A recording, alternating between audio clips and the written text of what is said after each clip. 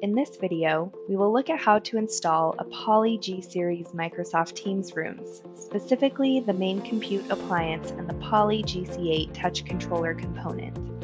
Make sure you download the setup sheet from the G series MTR support page and follow the instructions for the PC wall mounting kit, as well as the setup sheet for G10, G40, or G85T. Prior to the installation, you should have a device account ready for the Microsoft Teams rooms. For details, please refer to the Microsoft Teams rooms online documentation on the Microsoft website. To begin, first determine where you'd like to install the compute appliance and if the compute appliance will be mounted. In this example, the compute appliance will be wall mounted. Holes have been drilled according to the instructions in the setup sheet, and the mounting plate was attached to the wall before connecting the compute and power supply unit. Here, we will put the mounting plate on a table instead to connect the compute and the cables for better visibility. Slide the Lenovo ThinkSmart Edition Tiny Compute appliance into the PC holder and attach the two thumb screws securely. Slide the power supply into the PSU holder. Attach the PSU to the mounting plate by inserting the top two screws into the two keyholes and sliding to the left to lock in place. Then attach the two thumb screws at the bottom of the PSU holder. Wrap the cable wrap around the power cable. Attach the compute to the mounting table by sliding the PC holder keyholes onto the four mounting screws. Connect the cables to the compute. All USB ports on the back panel are USB 3.1 Gen 1 or Gen 2, so you can connect USB devices to any of the USB ports. For the Poly GC8 touch controller, make sure you connect the Type A end of the 10-meter fiber optic cable to the compute appliance and not the Type C.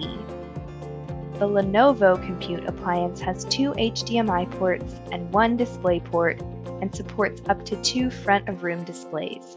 After you connect all the USB cables, network cable, PSU, and display cables, attach the cable retainers by inserting the two circular ends into the top of the keyhole slots and sliding them down to lock in place. Attach the cover to the wall plate by inserting the four bolts into the top of the four corner keyhole slots and sliding them down to lock in place. Next, we will set up a Poly GC8 touch controller. Remove the safety screw with the Phillips No. 1 driver, take out the screw, and slide the panel up by pressing the rubber circles on each side. Remove the cable guard from the Poly GC8 using a flathead screwdriver. Connect the 10-meter fiber optic cable to the USB Type-C port. Connect the power supply to the power jack. Optionally, connect an included HDMI to HDMI mini cable for PC content sharing to the HDMI mini port. Replace the cable guard in the Poly GC8. Then replace the bottom panel and tighten the screw. Position the Poly GC8 in the desired place. Confirm again all the cables are connected securely and you are ready to power on the compute appliance. Replace the cover to the wall plate.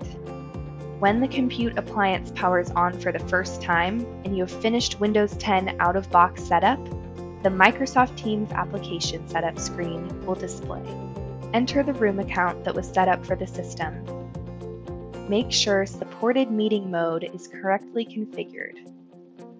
If needed, change the meeting and device setting, such as dual monitor setting. In the Peripherals page, confirm that the USB device that you connected is currently showing in the microphone and speaker setting. Lastly, when an administrator sets up the system for the first time, if the system is not domain joined, the local administrative account will be used by default. The default password for the MTR system is SFB. So Microsoft recommends the admin change the administrative account password as soon as possible. At this point, confirm that the system can register and that the USB video and audio are working fine. Now, MTR installation is complete. Congratulations!